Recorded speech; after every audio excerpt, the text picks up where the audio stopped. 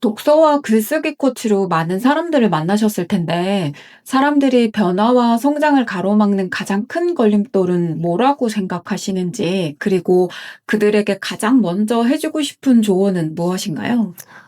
제가 강의 글쓰기를 하다 보니까 사람들의 변화와 성장을 가장 가로막는 걸림돌은 두려움이었던 것 같아요. 사실 저도 두려움이 커서 SNS를 시작한 거는 책 읽고 나서 바로 하지 않았었거든요. 항상 내 글을 왜 써야 되는지 이런 목적도 없었고.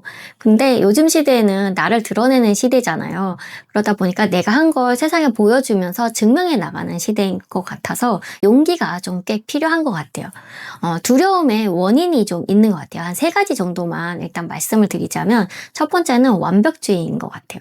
처음부터 너무 잘해야 될 것 같고 그냥 글 쓰면서도 완성도 있게 하나도 틀리지 않고 바로 해야 될 것 같고 처음부터 잘하는 사람 없잖아요.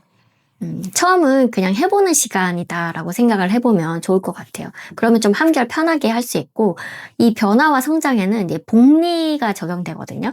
항상 시간을 길게 바라보면 장기적인 뷰로 롱게임으로 바라보면 이게 지금 시작 단계니까 아직 성과가 나지 않아도 되는 단계거든요.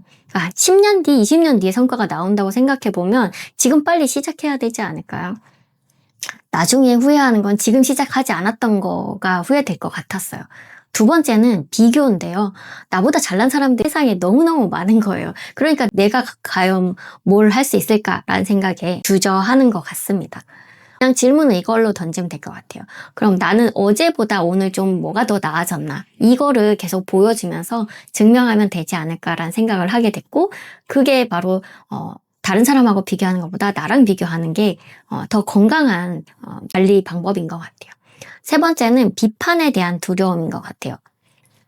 특히 나를 비판할까봐 두려워서 SNS나 이런 데 나를 드러내는 거를 두려워하는 것 같거든요.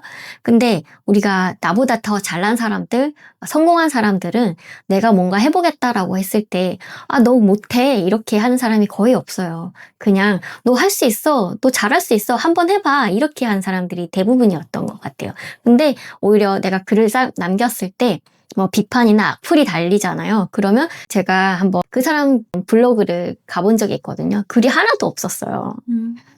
그런 사람들이 그냥 내 글 쓴 거에 대해서 비판을 하는 겁니다. 여러분은 여러분보다 앞서가는 사람이랑 나보다 뒤처진 사람이랑 어떤 사람 말에 조언을 들으실 건가요? 처음부터 비판을 받을 필요가 없는 경우죠.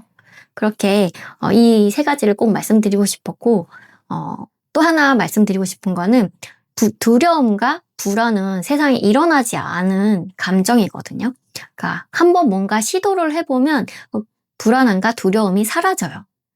실패를 얼른 해보세요. 그리고 그 실패를 가지고 다시 성공으로 바꿔가시면 됩니다. 실패해도 괜찮은 변화부터 아주 작은 실수부터 빨리 실패해보고 그거를 나 실패해보니까 실패했더라 라고 SNS에다가 공유를 하세요. 그러면 많은 사람들이 응원하고 다시 한번 시작하게 되는 그런 계기가 될 것 같아요. 한번 시작해보셨으면 좋겠어요.